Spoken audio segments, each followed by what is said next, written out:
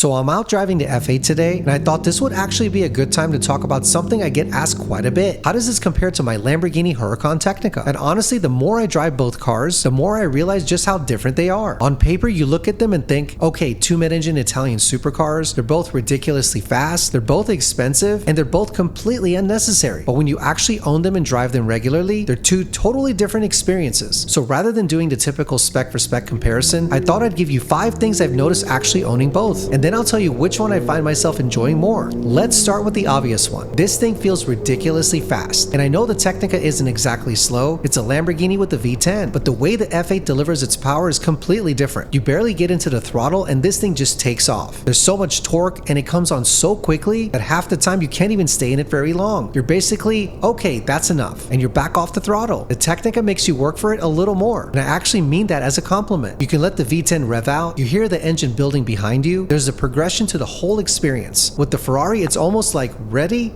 go, and you're done. So if we're just talking about which car feels faster from behind the wheel, it's the F8. No question. But faster doesn't necessarily mean more fun. And this is probably the biggest thing I noticed going back and forth between them. The V10 is hard to beat. Every time I get back into the Tecnica after driving this, I'm reminded how much the engine is part of the car's personality. You don't even have to be going that fast. You drop a gear, get the revs up a little bit, and you've got that V10 screaming behind you. It's an event. Don't get me wrong, the F8 sounds good, but it's a twin turbo V8. And when you're comparing it to one of the last naturally aspirated V10 Lamborghinis, it's just not the same. What's interesting though, is the Ferrari kind of replaces that sound with acceleration. That's the drama in this car. You hit the throttle and this thing just explodes forward. So the Lamborghini gives you the soundtrack, the Ferrari gives you that whoa. And depending on what you're in the mood for, both are pretty addictive. Now this one is harder to explain. The Tecnica has always felt like a car that wants you to go out and have fun. It's loud, it's ridiculous, it looks crazy, you've got that V10 behind you, everything about it feels like an occasion. The F8 feels different. There's something a little more serious about it. The steering is super quick, the shifts are immediate, the car feels really light, and there's always this feeling that there's a lot more performance sitting there than what you're using. Honestly, most of the time I'm driving this thing, I'm nowhere near what it's capable of. Not even close. And that's actually one of the weird things about owning cars like this. Everybody talks about horsepower and 0 to 60 and top speed, but where am I going to use the 710 horsepower right now? I'm driving down a normal road. So sometimes I actually think the Tecnica gives you a little more entertainment without having to go quite as fast. The F8 almost feels like it's constantly saying, come on, keep going. And I'm like, yeah, we're not doing that today. Now, this was something I wasn't really expecting until I owned both. Obviously, neither one of these cars blends in. You're not exactly anonymous driving a red Ferrari, but the Lamborghini gets a different level of attention. There's just something about the shape of a Huracan. It's low, it's wide, it's got all these crazy angles. People see it and immediately go, Lamborghini. Kids freak out, people pull out their phones, people drive next to you on the highway, and sometimes that's fun. Other times you're just trying to grab a coffee. The Ferrari still gets plenty of attention, but to me, it's a different kind of attention. It feels a little more understated, and I realize how ridiculous it sounds calling a red Ferrari understated, but compared to a Lamborghini, it kind of is. And there are definitely days where I appreciate that. This is where it gets difficult, because before owning both, I probably would have assumed a Ferrari would automatically be the answer. And there are definitely things this car does better. It's faster, it feels incredibly precise. I love the steering, I love how light it feels, and there's just something about looking down and seeing that Ferrari badge on the steering wheel. It still feels special every time. But then I get back into the Tecnica, fire up that V10, and I'm like, man, this thing is so good. So I've kind of stopped trying to pick a winner, because it really depends on what I want out of the drive. If I want that insane acceleration and I want something that feels incredibly sharp and serious, I'm probably grabbing the Ferrari keys. But if it's a nice day and I just want to go for a drive for an hour with absolutely nowhere to go, I might grab the Lamborghini. And I think that's actually what I like most about owning these two cars. They don't replace each other. I was a little worried about that when I bought the F8. I wondered if I'd get the Ferrari and suddenly stop driving the Lamborghini, but that hasn't happened at all. If anything, owning an F8 has made me appreciate the Tecnica even more. And then when I get back into the Ferrari, I appreciate everything this car does differently. They're both Italian, they're both mid-engine, they're both ridiculously fast, but they have completely different personalities. And if you gave me the keys to both and told me I can only keep one, yeah, I'm still not sure I want to answer that. But I'm curious what you guys would do, F8 or Tecnica. You can only keep one. Which one are you taking?